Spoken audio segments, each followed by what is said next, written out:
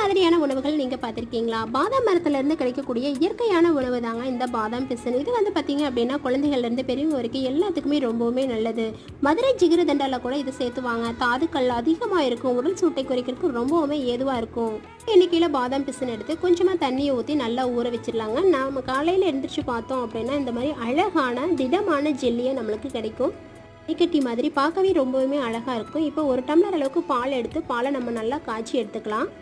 பாலில் 2 table spoon அளவுக்கு நம்ம ஜெல்லியை சேர்த்து நல்லா மிக்ஸ் பண்ணி விட்டுக்கலாம்.